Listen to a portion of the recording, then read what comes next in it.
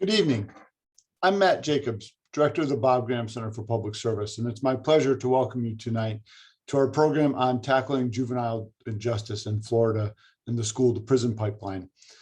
I want to share just a few words with you about the origins of this program and about the mission of the Bob Graham Center, and then I'll turn it over to the panelists to carry forward with the program. So the Bob Graham Center is an institute or an entity that is driven by the principle of civic engagement, public service, and public leadership. We believe that if you think about that for one person, you have to think about it for all. Those principles are universally applicable, and we are deeply committed to pursuing those principles in an inclusive manner here at the Bob Graham Center. This particular program tonight originated with David Melsner, who's a graduate student in the Department of History. We support this semester 4 different graduate students who are completing their dissertations across the College of Liberal Arts and Sciences, and David is one of them. His dissertation is on the school-to-prison pipeline in New York City, and he's been here at UF for a few years and is completing his dissertation, just finished earlier this week, or last week, I should say, defending. So congratulations, David, on that. And so we have a delightful panel for you. David Canton, my colleague in the Department of History, but also director of the Center for African American Studies, is going to be moderating this panel. And then we have Kathleen Mcgrory from the Tampa Bay Times. And we also have Michelle Morton from ACLU, Florida, along with David Melsner here. I'm going to turn this over to David to moderate it. David, thank you very much for doing so. At some point, I look forward to actually meeting you in person. David came to UF a year and a half ago now, and we've been remote this entire time. He and I have been in dozens of meetings together, and we still have yet to meet face to face. So hopefully that will happen soon, David. I'll turn it over to you. Appreciate it, Matt, and thank you for inviting me and giving me this opportunity to host this outstanding panel and discussion. I'm Dr. David Canton, Director of the African American Studies Program. My areas of research and concentration is 20th century African American history, civil rights. I teach a class on hip hop and also race and sports, which somehow has a connection to this topic as well, which we might get a conversation. So what I'm going to do is introduce the panelists. They'll have 5 minutes each to give a quick synopsis of their research. And then there'll be 3 questions, which I'll ask each panelist to expound upon. And then we'll have a 20-minute Q&A. And then after that, we'll have a 15-minute audience Q&A. So make sure you get your questions ready. You put them in the chat. I'm just going to read them as they are in order. So why don't we do this? So let's go ahead. Without further ado, let's start with Kathleen Mcbrewery, who will have 5 minutes to share her perspective on this issue. Hi there. Thank you so much for having me. My name is Kathleen Mcbrewery, and I am the Deputy Editor for Investigations at the Tampa Bay Times, the largest newspaper in Florida.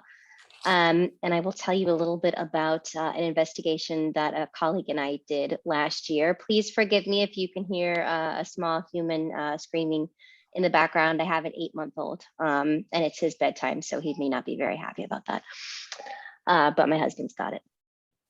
So the investigation that we did at the Tampa Bay Times last year looked at the Pasco County Sheriff's Office. Pasco County is a little bit north of Tampa and St. Pete, down in my part of the state. And we were looking specifically at this agency's intelligence-led policing program. That is a program that they have had in place for about 10 years. The stated goal of the program was to attempt to use data to be smarter in its policing efforts. But we found that what the agency was actually doing was, well, there were a couple of different programs that we looked at. There was a larger umbrella program called the Prolific Offender Program, where what the agency was doing was using data and information on people's criminal histories, past crimes that they had been arrested for, perhaps convicted of, but not necessarily. Information including whether or not they had witnessed a crime or been a victim of a crime, and who their connections were, social connections were, and putting all of that information into an algorithm and using it to make determinations about which members of the community were most likely to commit crimes in the future. and then sending deputies to those people's homes over and over again, sometimes in the middle of the night, sometimes to write tickets, code enforcement citations. And people who were kind of on the receiving end of this said that it felt like harassment. You know, they hadn't done anything wrong. There was no probable cause. The deputies weren't there for any type of an investigation. They were just there over and over to kind of send this message to them that we know that there's a potential for you to be up to no good in this county, and we're watching you. In this case, this program targeted both adults and children. But we do know that 1 in 10 of the targets were young people who were 17 years old or younger. And that in about the 5 years where we were able to see this program come online through documents and data, that about 100 young people had been targeted through it. Our work also looked at kind of a subsection, a sub program, if you will, under this umbrella of intelligence-led policing that was targeted specifically at school children. And what this program did, separate but related, was it mined data from the school district, so kids' attendance records, discipline records, their grades, and it married that with data from the Department of Children and Families that indicated whether children had been the victims of abuse or neglect, whether they had a parent who had been incarcerated, whether they had been the subject of a custody battle. And it used all of that data to create a list of about 420 school children who the department deemed likely to be destined to a life of crime or likely to fall into a life of crime. That's their verbiage around it. And they did not tell the parents of these children that they were on this list. They did not tell the children that they were on this list. And in fact, the superintendent of the school district didn't know that the data was being used this way when we asked him about it. The agency wouldn't tell us exactly what they were doing with this information, other than to say that they were using it to give the children extra support and mentoring, but they weren't able to provide any specifics beyond that. Experts who we spoke to about this program said it represented a clear misuse of children's confidential data, and that it was highly likely to be biased against children of color, as well as children with disabilities. And as a CODA, I will point out that after we reported the story, the Federal Department of Education launched an investigation into this data sharing to try to see if this was in fact a legal data sharing agreement, since children's data is protected under federal law. And the sheriff's office ultimately scaled back who had access to student data. So they changed it such that deputies the school resource officers could no longer access students' information after we published the story. Okay, thank you very much, Kathleen. Next up, we have Dr. David Melsner now. Congratulations on getting that PhD. Go ahead, the next 5 minutes is yours. All right, well, thank you for that introduction, and thank you everyone for being here today. So before I discuss my research, I would like to acknowledge that while this panel does not necessarily reflect the diversity of the state of Florida or the children who are disproportionately subjected to the abuses of the school to prison pipeline, I really hope that the stories and insight we provide tonight can initiate conversations about adopting more restorative approaches to discipline moving forward. So much of the scholarship about the school to prison pipeline focuses on zero tolerance discipline policies and school resource officers or police officers in school hallways.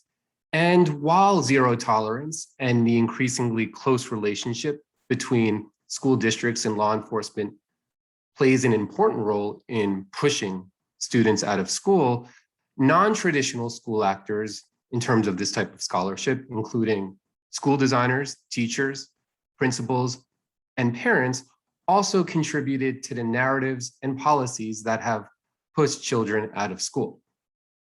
My dissertation traces these narratives and policies to the 1970s in New York City. During this time, for example, New York City education officials partnered with school designers who implemented designs that made it easier for administrators and security guards to surveil and suspend students. I also look at, well, I suggest that while school builders and designers laid the physical foundation for the school to prison pipeline, teachers and their union in New York City contributed to its ideological formation. And in New York City in the 1970s, UFT President Albert Shanker launched a crusade against school violence and supposedly permissive discipline. And he succeeded actually in elevating racialized narratives about public school students, and he convinced Board of Education officials to make it easier for principals to suspend, quote unquote, disruptive students from school. Another group of actors, or of local actors that I explore, are parents. And throughout the 1970s in New York City, parent-teacher associations, and parent groups advocated for punitive drug, security, and discipline measures in schools. And I found that this push for discipline measures and punitive measures spanned Black, Latino, and white communities. On many occasions, Central Board of Education officials and community school boards responded to parent demands with security guard allotments, drug education workshops, or removing principals who had lax attitudes toward discipline. This collective rhetoric and activism contributed to emerging narratives that the city's public schools were violent. When Black and Latino parents in particular protested supposedly unsafe schools, they spoke from a place of frustration. They emphasized, as I argue, security and safety as just one visible solution to education inequality. So while they pushed for many progressive solutions, including better teacher training, culturally relevant curriculum, and other measures, the Board of Education responded more often than not with security guards. And I hope that when we discuss the school to prison pipeline later in the panel, that we focus on these local actors, not just security guards and police officers, but parents, teachers, principals, and school designers as well. Thank you.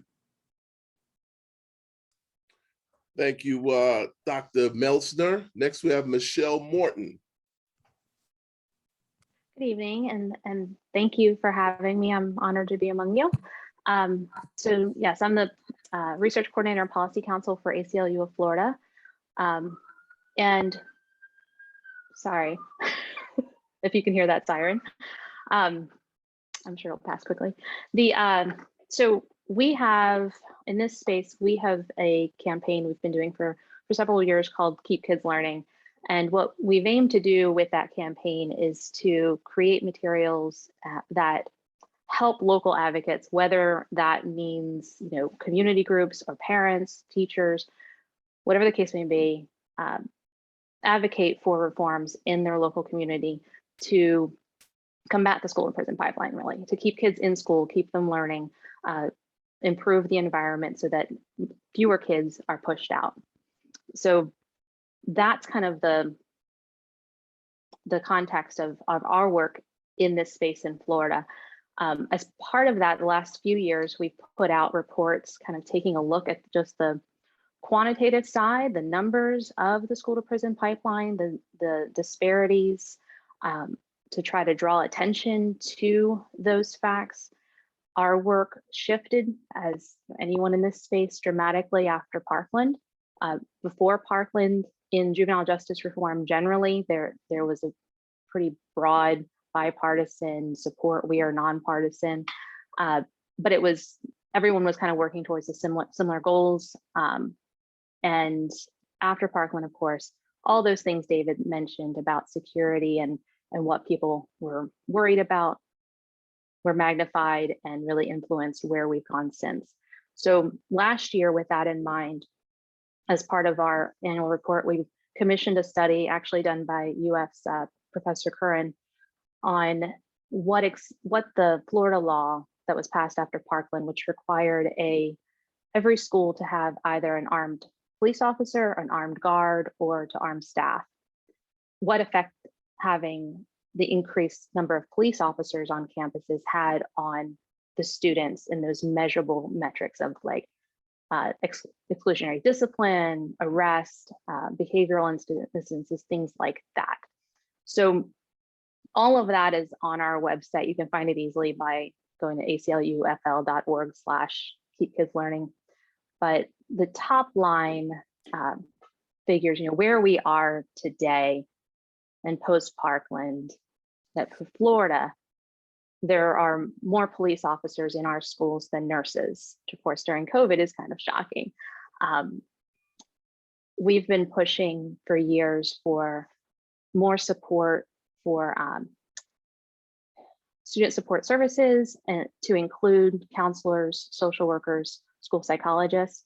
A lot of people don't realize this, but for the majority of kids who end up being identified as having mental health or behavioral issues, that happens in schools, and that's their link to getting services and help. So we've been pushing for that. Of course, all the funds have been going to security post-Parkland, so continuing to push for that. As I said, before Parkland, folks were across the spectrum were working to get youth arrests down. And generally, if you follow criminal justice and these statistics, arrest rates generally have been going down for years. And that's true for juveniles and adults. What happened post-Parkland was that the number and rate of juvenile arrests continue to decline, except for in schools. In schools, they started going up. Then we've also seen the number of kids expelled from school going back up. Again, that was another metric that had been declining. So we're kind of reversing course in Florida. The other thing that came to light in the past couple of years is that, in Florida, it's one of the few states that doesn't have a minimum age of arrest. So you might have seen in the news, videos and pictures of 5- and 6-year-olds being arrested. So we looked at how frequently that was happening. And for elementary age kids for 2018-19 school year, they were arrested 345 times. So, and then Professor Curran's research, like I said, looked at whether we could see an impact. And we only had a year of data. And of course, this study was going on right as COVID hit. So we had mixed feelings about doing the study with only a year of data, but look, in hindsight, COVID is going to really impact the data that's out there. So based on that year of data, he found that the presence of law enforcement was related to greater frequency of school arrests. And that happened whether elementary, middle, or high school. It also predicted greater numbers of behavioral incidences being reported to law enforcement. And that was especially true for less severe infractions and in middle schools. And then, he looked at whether having police there, this is always the question, right? Is having police officers there going to make the schools more safe? And we didn't find any reduction in the number of behavioral incidences that happened. So there isn't really the link there. So that was last year's report. And yeah, we just continue doing what we can to support the folks who are out there in the field. I'll leave it at that. Let us get started. Thank you, Michelle. And before I get to the Q&A, I just want to make an observation. I think I heard what Kathleen was saying and how we use AI to be predictive. I think what we need to do, how about we identify these school superintendents, administrators, and one can argue that we can predict if you're an African-American student going to this school, your chance of being X is Y. So it comes not from a deficit model, it comes from, if it's institutional, who are the adults, set up timelines, give, accountability. I think that's the way we might start looking at it rather than, which I'm gonna give you the numbers in a minute. We know that, so it's institutional. So superintendents, school board people get the parent notes and the counselors, and you'll definitely probably see patterns of, you'll see patterns of how these systems continue. So we got to start shifting it, I think, looking at it. If you're a superintendent, this is happening in your schools, you got a month or a year, you're out of here. And then that's when people start, when it's their job, then they start considering changing policy. But okay, great. So we'll go in right into the Q&A.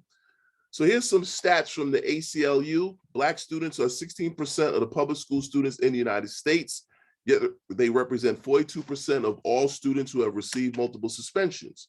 White students make up 51% of public school enrollment and only 31% of the students who receive multiple suspensions. 31% of school-related arrests are Black students. Overall, Black students are suspended and expelled at 3 times the rate of white students.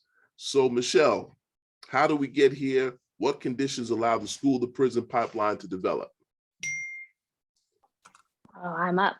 Well, I really look forward to hearing David's historical perspective. And of course, from what I've read, as he said, there's the zero tolerance policies, and we're kind of going back in that direction, especially around the threats. But it seems to me, and I think especially having seen the reaction to Parkland, and I graduated high school the year of Columbine, so it's kind of like an echo, but it seems like we get into these situations where parents, something happens and we need security, we need something, and it has been historically, I think, more politically feasible, more affordable to increase security and really kind of blame the kids rather than building in supports, whether that means more training for teachers and resources for behavior management, whether that means bringing in resources to help kids who need extra help, meeting those unmet needs.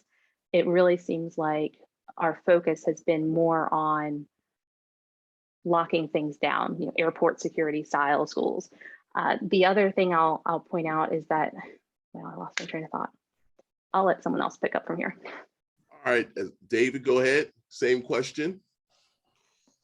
So I think if we look at how did we get to this exact moment in time, we have to consider so many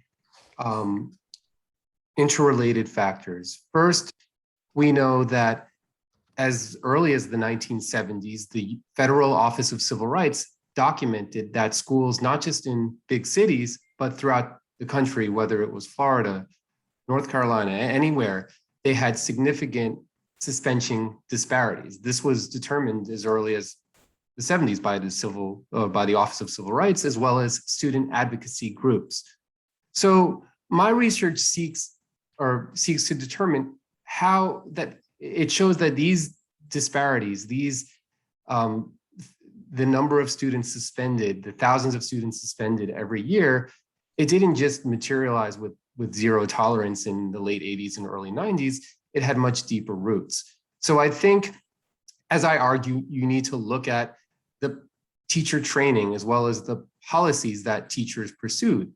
Teachers often advocated for really tough suspension measures that would make it easier. They used to say, Albert Shanker would say that the principal's hands, they need to be untied so they could suspend disruptive students.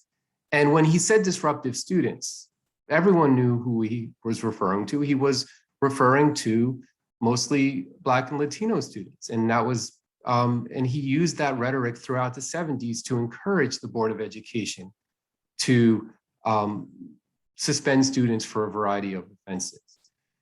In addition to teachers, we also should look at principals. In New York City, I found that despite clear Board of Education guidelines prohibiting suspensions for certain offenses, principals ignored those regulations and suspended progressively more students every year. So those suspension regulations that limited how principals could suspend students. Those were adopted in 1969, but every year after that, the number of suspensions increased dramatically. So right there, you had principals flaunting Board of Education laws.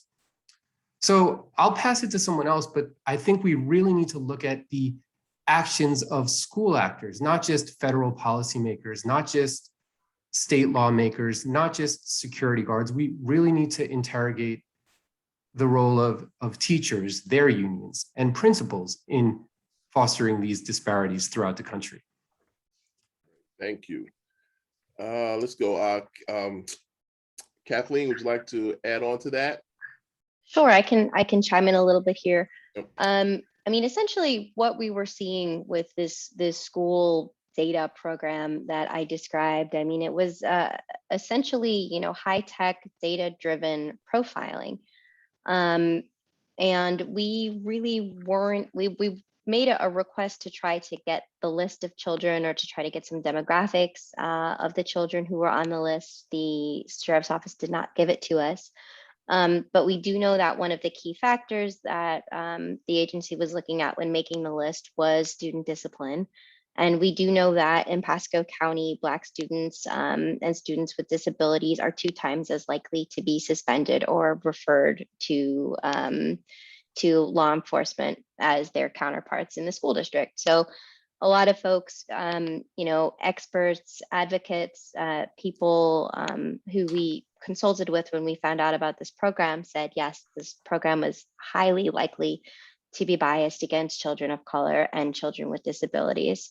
They also pointed out that profiling in this setting was very problematic, you know, for many reasons, but that one of them might be that it would have somewhat of a circular effect, so that if the district had, or the police department had made a list of these children and then started to give these children extra scrutiny, they would be more likely to face additional discipline moving forward, because if somebody was kind of following you around, they would be more likely to find you breaking the rules than somebody else.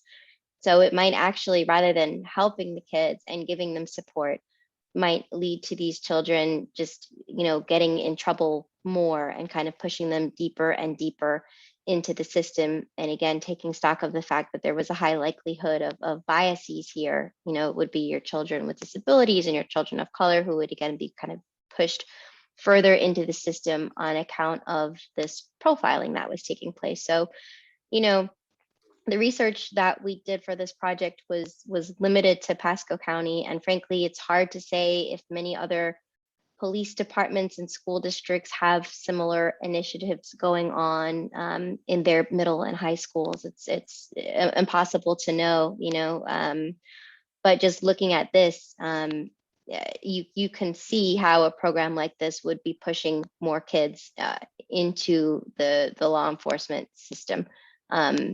And experts really said that was stunning to them. Great. And before I get to question 2, there's a great book by Elizabeth Hinton, From the War on Poverty to the War on Crime, The Making of Mass Incarceration in America, and identifies in 1965, a year after the rebellions in Rochester, Philadelphia, and Harlem, Johnson passes the, I'm reading the book right here, the Law Enforcement Assistance Acts, which gave money to local police. So instead of viewing the rebellions, they viewed the riots instead of rebellions against institutional racism, they criminalized them. So then you start pumping that money into local police things, police athletic leagues, surveillance. So just a nice little continuum into the work that you do in mass incarceration. So again, as historians, always said in that context, a massive amount of money is funded into these cities. And we also believe that capital punishment suspensions don't deter anybody. Folks are going to do what they want to do, with this belief that, right, that units are going to stop. No, it doesn't. So let's get to the second question. According to a recent study, Black and Hispanic students assigned to schools with strict suspension policies are more likely to be incarcerated as adults. What accounts for the disparities here in Florida? Why does this state have unusually punitive policies that target vulnerable students? We'll start with you, Dave. Well, I would say that while my research was much more focused in New York, I think that these trends can be extrapolated throughout the country. Even if we just look at parents, we recently we've seen these school board meetings where parents have been able to successfully ban Toni Morrison from being taught in schools, or even what they identify as critical race theory.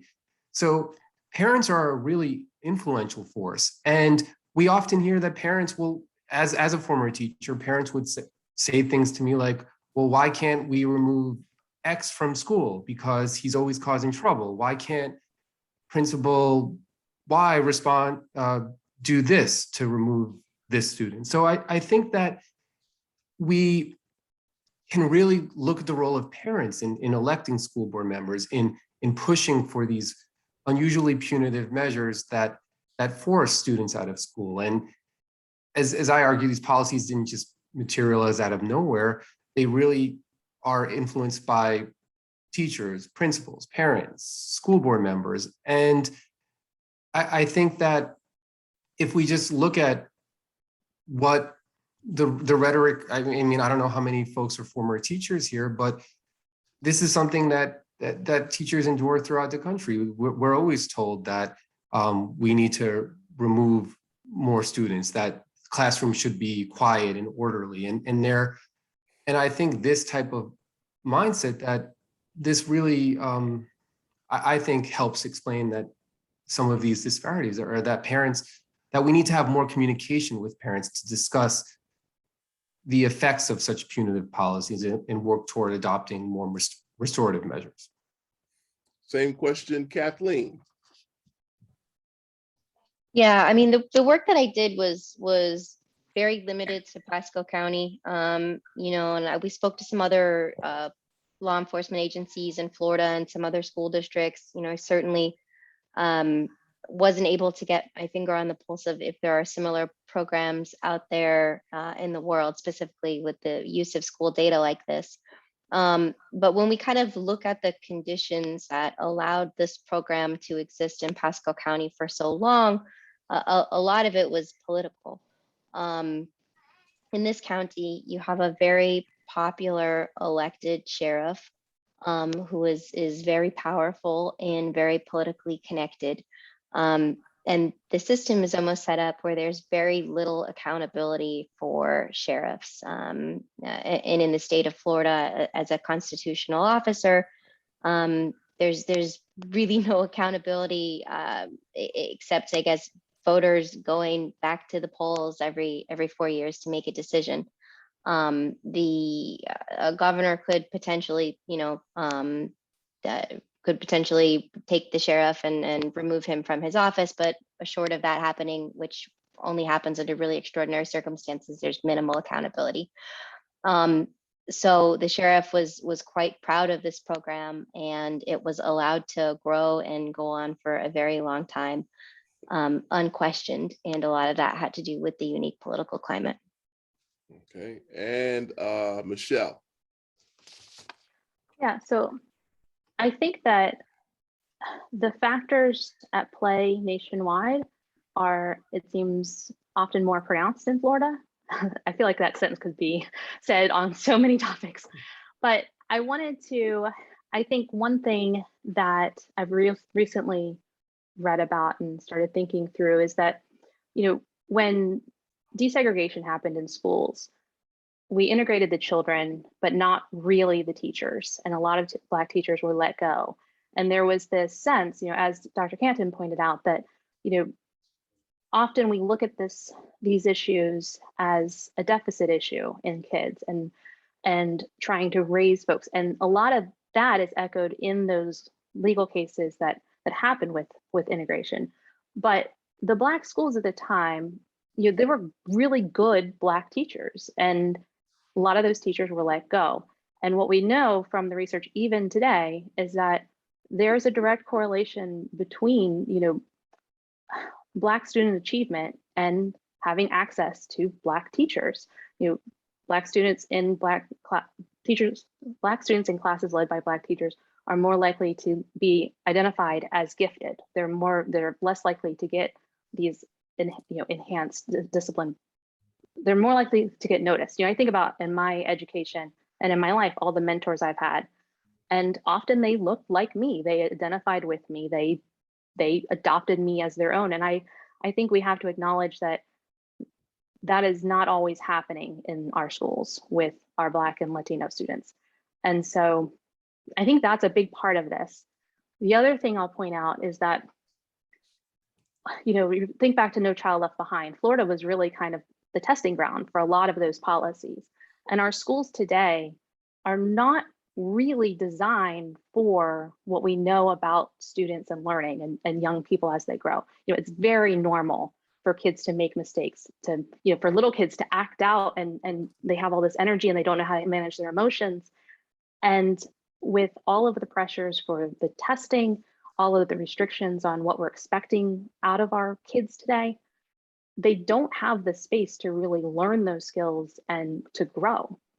And I think that's, like I said, I think because, in my opinion, because Florida kind of led the charge on a lot of those policy shifts, you saw a lot of that here sooner. And then, right now, today, when I talk to my colleagues across the country, they're advocating for things and they're winning on things like not having police officers in school, period. Or, parents here would not, a lot of parents here want an SRO in their school. They don't necessarily know what an SRO does. It's not really all that defined, but they don't really think of them as a police officer or that they're policing their kids until it happens to them.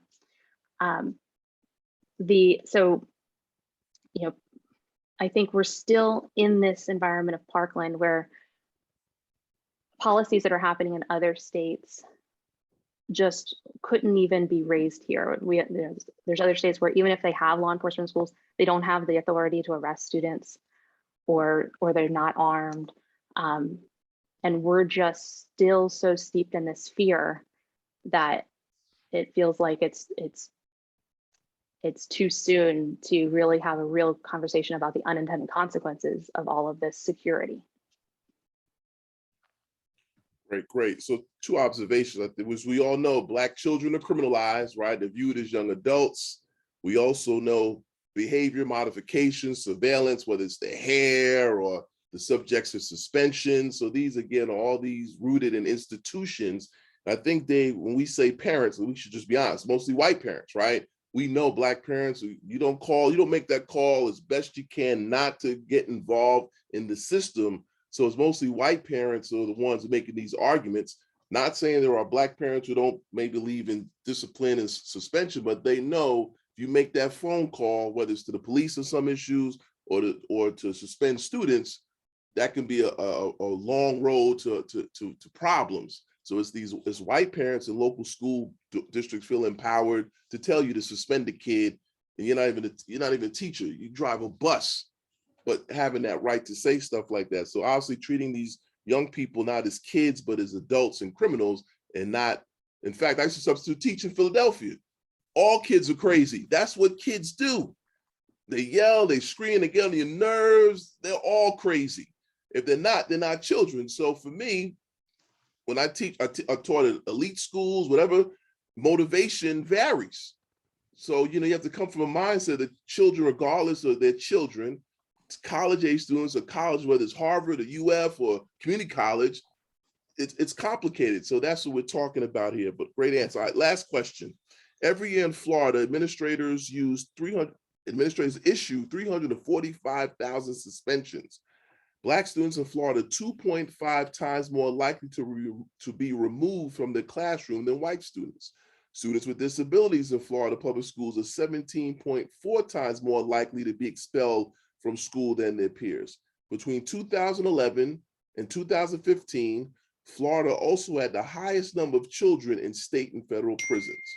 Where do we go from here? What solutions can we identify that can be implemented in Florida and communities throughout the state to de-escalate and ultimately eliminate the school to prison pipeline? We'll start with you, Kathleen. Yeah, I mean, from the work that we did, which is really a small piece of a much larger discussion, but we saw, after we published the stories, the Department of Education, the Federal Department of Education launched an investigation. The sheriff's office scaled back which deputies had access to this type of information for this specific activity. We saw stakeholders across the county, parents, just folks who were activists, Southern Poverty Law Center, ACLU, et cetera, kind of come together, form a coalition and say, we don't like this. We don't want you guys doing this. We want more accountability. And if nothing else, we want more transparency.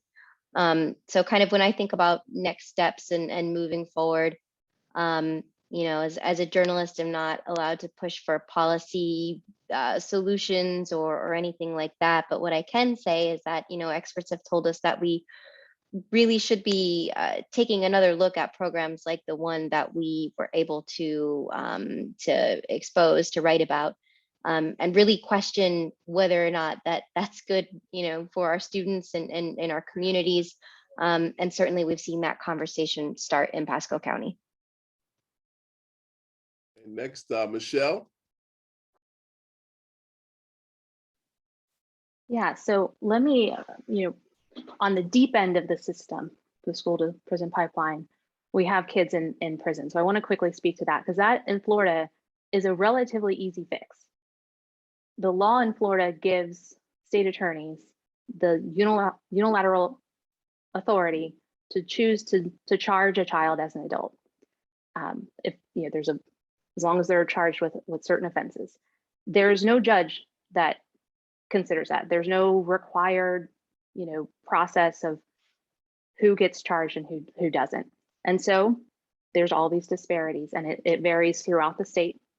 And so for that, lean on your local state attorney to not direct file children. There is a process. So there's 3 ways for a kid to get to adult court.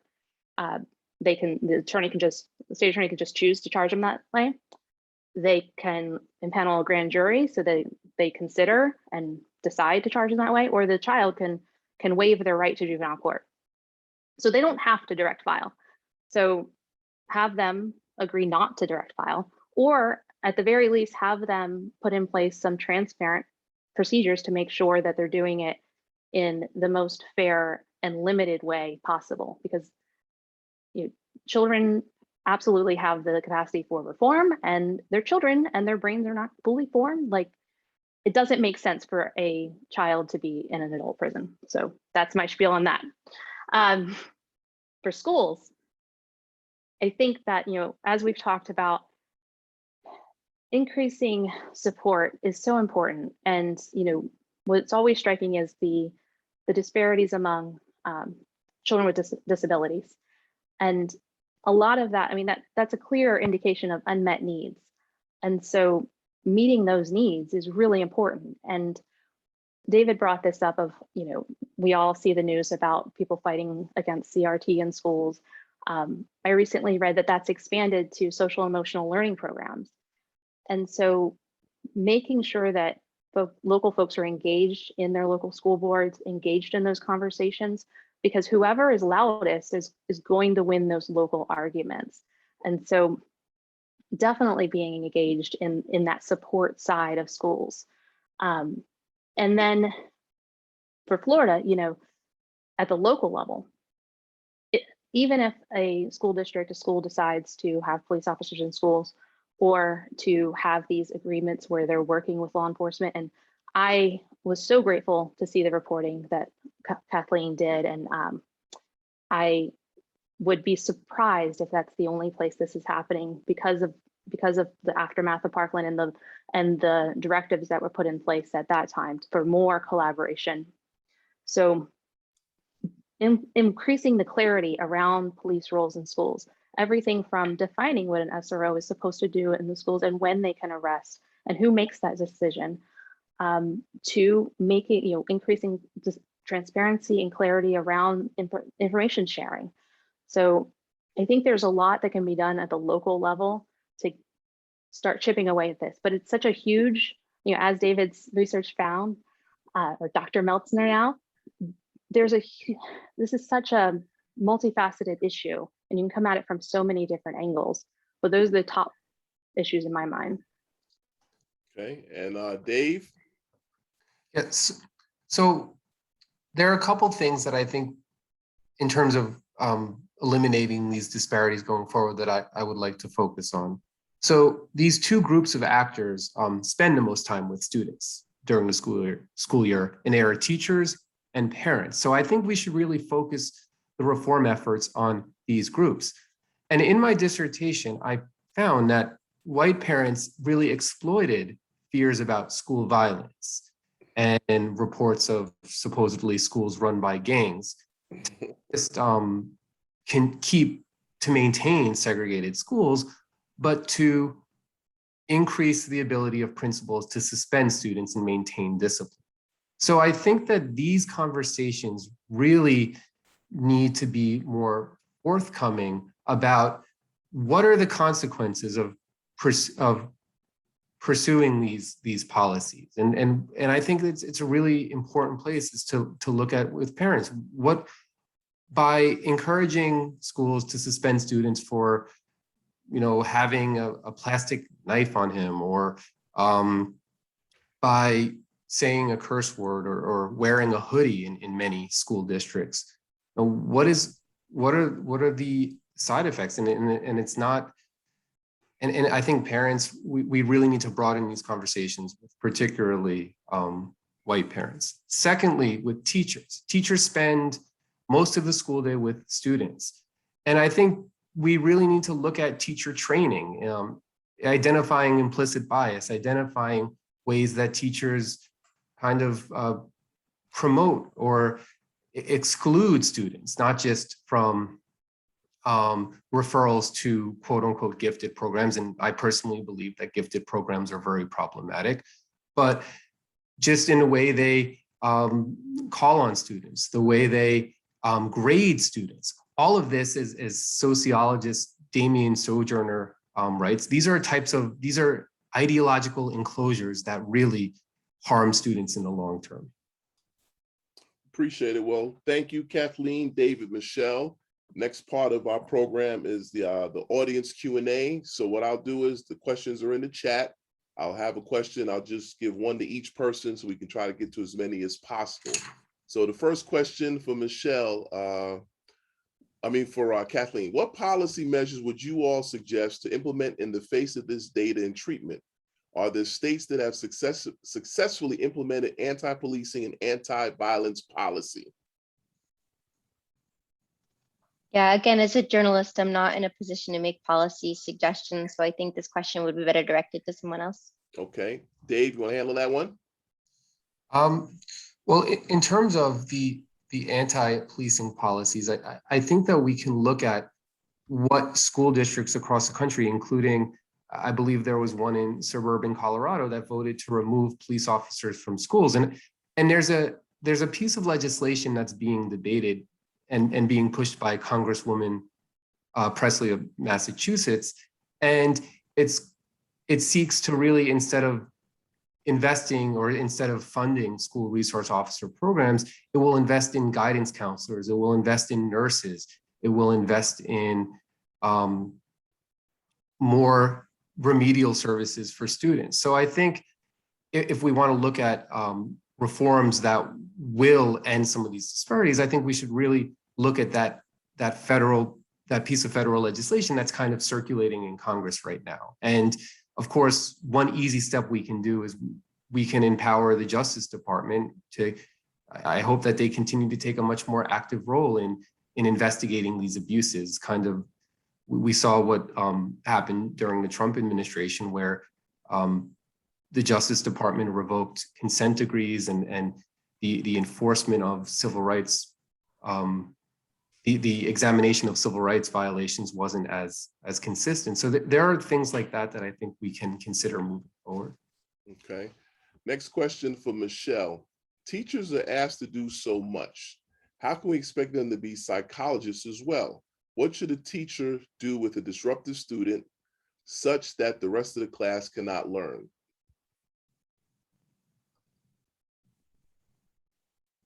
That's a great question. And no, teachers aren't psychologists, and neither are police officers. So I think that there are, obviously there's classroom management and there's training and resources that schools can provide to help teachers know how to structure a classroom environment and that of respect, where everyone has a mutual respect. The kids are treated with respect, and that fosters an inclusive environment. A lot of the restorative strategies around circles and things like that, it sounds hippy dippy, but there's evidence around it. And especially for kids who are learning how to navigate conflict and how to manage their emotions, having that sit down and seeing and hearing from their peers how their actions are impacting them can have a big impact on those kids. The other thing is that teachers should not be alone, especially with the inclusion policies where students of all capabilities are in the classroom. There should be support in the classroom to help the teacher manage these situations. There should also be support in the school. So if a student needs a break, because let's be honest, we're all animals at our core, right? And when we panic, we either fight, freeze, or flee. Well, the only acceptable choice for a child in a school is to freeze. And not all, we don't get to choose what our reaction is when it's that level. So having a place where a child can go calm down in a safe place with an adult who is trained to handle these sorts of things can be helpful. But obviously those things cost money, and we have to make wiser choices with the investments we make. So that's my perspective. And for I think we should, LeBron James, the I Promise School, and what they figured out, resources. Parents get GEDs, bikes, a food pantry, housing, right? So this whole, I think we have to, is it values or money? There's this belief that we all can do well or be broke, right? And we'll find that person. We love that story. We don't want to admit that money makes a difference. White schools are better because it's money, not because we have to start from that function. So if you look at the I Promise School, that should be public education. But he gets Nike money, he has LeBron money, the universities, you get free tuition. That should be across the board, right? And that's why it's working. Resources, right? So we have to start from a different premise, but we start from the value premise, right? There's inherently bad people, bad actors. And or we start from the premise that, well, if that was me, I was poor, I still go to Harvard. Rather than the data says, more than likely than not. So we have to really reframe how we ask these questions, but these are good questions, right? So here's another one. What role do gangs have in the school to prison pipeline? If so, what should be done? Dave, you want to handle that one? I think oftentimes this type of rhetoric about gangs, about school violence, as I found, is often a response to rumors. I mean, we saw how powerful rumors could be even recently with the whole nonsense about the caravan on the southern border. This rumor, or even if we look in New York City recently, because the New York Post has a sensational headline about apparently someone being mugged on a subway, all the little old grandladies will say, oh, I'm not going to go in the city, I'm going to get mugged. But oftentimes, whether it's gangs or reports of school violence, these are fueled by racist rumors, and that's how I see the issue. That these rumors oftentimes get blown out of proportion, and it's kind of like that game of telephone where it progressively changes, and that's what I think a lot of this rhetoric about about gangs or school violence, it's just perverted, racialized rumors. Mm-hmm. Next question. If the most direct way to address the school to prison pipeline is in the community through parents, teachers, how do you propose to change the minds of those community members who do not understand or refuse to consider childhood disruption as normal instead of an act of violence and disobedience? Michelle, you want to start with that? Or how about this, Kathleen, you want to jump in on that one?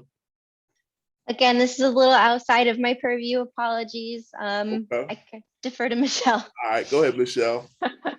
Well, my immediate thought was work like Kathleen's. I think that the way some of these stories play out in the media can really help. Kids all make mistakes, and it hits the news. And I think there's been some really good reporting over the last few years showing the human impact of these policies and showing that, these are kids, and yeah, they make mistakes. Sometimes they do horrible things, but putting that human face on it. I also think that, the more, so one of the things that our study found that we did last year with the expanded policing in schools was that the effect on white student arrests was stronger than on the other kids, which was a little bit surprising. But I think that, as we've seen with like the opioid crisis, the more white people are affected by these issues, the likelier we're going to see change, because people are going to start seeing people they know, friends of friends, family members. It's going to happen to their kid. Their kid's going to, pass on a rumor and then get a felony charge. It's going to, so the more people see those human impacts, the easier it will be to reform the system. Okay. And I'm gonna get to Kathleen. I have a question for you. Big data, right? African Americans, the number one killer is not homicide, it's heart disease and cancer. But when you watch the news, homicide is front cover news. The reality is those are the aberrations. The news should be in a hospital, so-and-so died of cancer and heart disease, but that's not sensational. Live from the local hospital, another Black person dies of cancer. However, when someone gets shot, it fills that narrative. So again, getting to Kathleen about big data, we do not like data, right? We don't like data. We like aberrations, anomalies. But with data, Americans are anti-data because math is nerdy, this other stuff. But once you believe in data, most Black, like you said, most African Americans want to go to school, do well like everybody else. But there's this belief that the gangs, every Black is a gang. It's all doesn't supported by the data. So we have to have more confidence in data and less on opinion, nostalgia back in the day, morale, stuff you can't measure. Value, I can't measure that, who's good, who's bad, but let's look at the data. So Kathleen, here's for you. Can you talk a bit about the process of your reporting? How did you get onto the topic and what did you find most surprising along the way? That I can absolutely talk about. Boom. Great question. Yeah, we came across this program in a lawsuit. There had been a 420-page lawsuit filed in federal court against the sheriff in Pasco County. And we were reading the lawsuit. It came from a number of former deputies who were alleging all types of systemic corruption within the agency. And one of the allegations was that there had been this program that was using data to figure out who was, going to break the law in the future. And one of the deputies in that lawsuit said that his directive from his superiors was to find those people who were going to break the law in the future and make their lives so miserable that they either wanted to move out of the county or sue the agency. So that was something that caught our attention, and we wanted to try to see if there was a way to find out if that was the case or not. So my reporting partner, Neil Betty, and I made a number of public records requests here in the state of Florida. We have very broad access to public records. And it took us a little bit of time to get those records. Some of the requests were denied, but some of them were granted, and we were able to pull hundreds of reports and internal handbooks and emails describing the program. But even before we were able to get those records back, we wanted to do some, traditional shoe leather reporting to try to get a sense of what it was like for people who had been targeted by this program.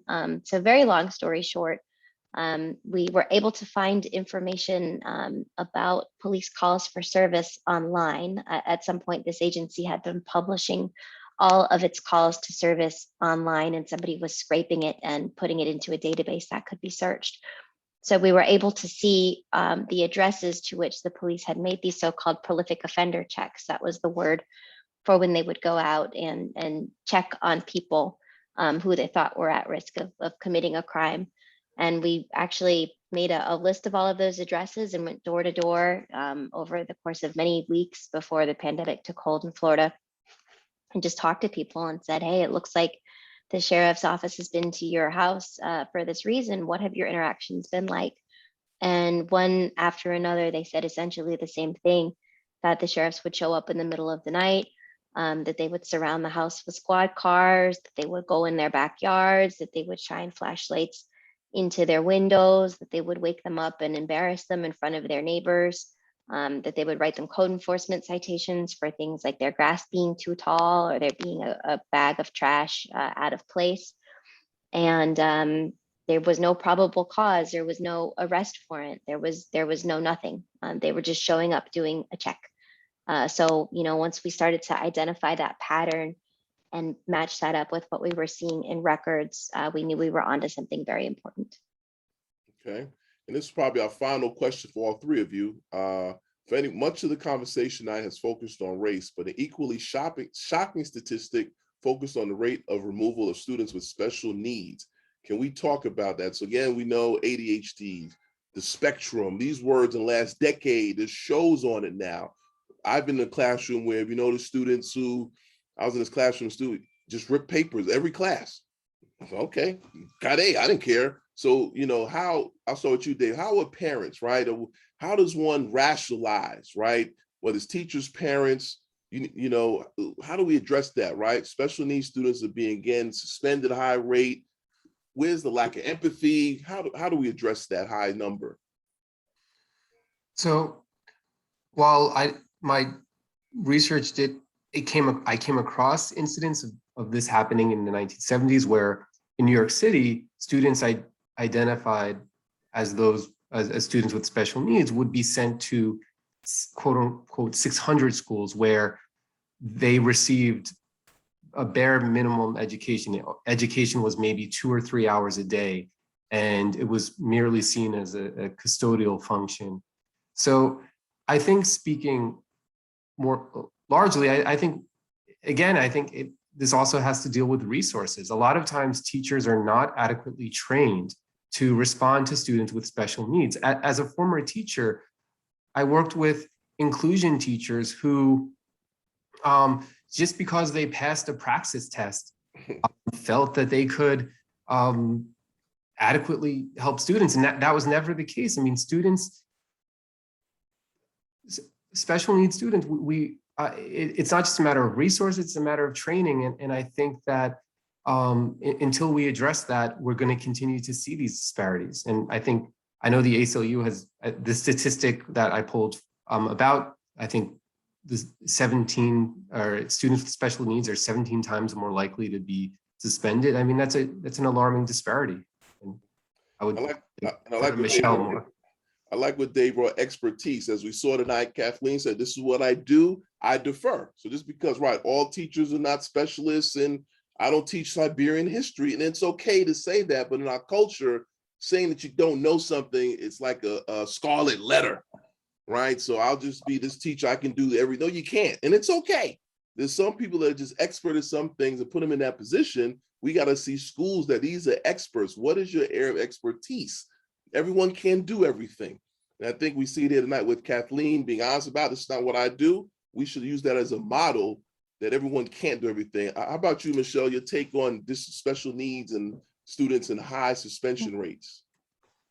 Yeah, well, first I'll point out that there's a lot of intersectionality here. And there's been some research out there on that, it's, and it gets complicated because you have issues of kids being overdiagnosed and kids being underdiagnosed. But I think it all comes down to unmet needs when we're seeing these disparities. And one of the findings really, or one of the lessons we should learn that came out of Parkland is that there were unmet needs there, and the way that man's special education services were handled were not the way that were supposed to be handled. Obviously, not blaming that, but it's really important that we serve these kids as best we can, especially because once they're out of the school system, we don't really as a society have a great support network for folks who continue to have needs that beyond the age of 18.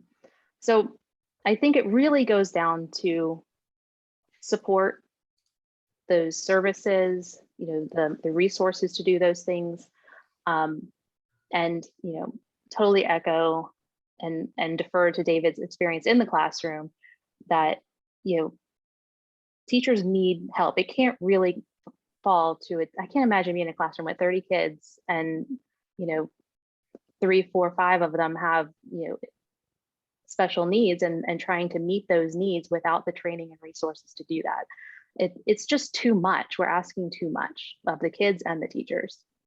Right. I think that's a great way to end, right? I think I'd like to thank the 3 panelists, Kathleen Mcgrory, Dr. David Melsner, get used to that, brother, and Michelle Morton.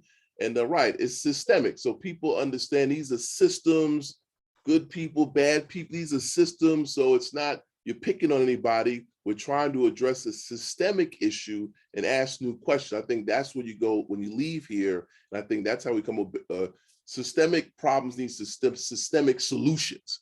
So no one's calling anybody bad people. We're looking at systems and how they are reproduced and what we can do to identify them and do something about it. On the last point, like in Hampton, we got on the school board, got SROs out of the schools. It became an issue. So there's on a local level, you have a lot more power if you get engaged and know the issues, and you can make that change. But I appreciate Matthew Jacobs, my colleague. This has been a great event, and those that came out on was it Tuesday night, appreciate you coming out here, and hopefully there's something you can take home, take back to your school district, to your kids, whoever, and share this great knowledge from our very well-informed panel. Thanks, Dr. Canton, David, for moderating, and thank David Meltzer for organizing this panel, and thank you to Kathleen and Michelle for participating. Kathleen, I have to say, as I was listening to your explanation of how you got into this, I was drawn back to 2 movies that will date me very much, a mixture of Judge Dredd and Minority Report. David gets those 2 references in terms of people using data to try to predict crime and so on. But David, in your request for big data, careful what you wish for, because that's part of what led us into this story and led Kathleen into her story as well. So obviously we need to use data very carefully in appropriate ways. But thank you all for joining us. We really appreciate your time this evening. And thank you to all of the participants in the panel for a really provocative discussion, and I think helpful and thoughtful discussion on some of the challenges that we face in our school systems and in our societies as we try to address these issues. Thank you. Thank you, everyone. Good night. Thank you. Night. Thank you so much.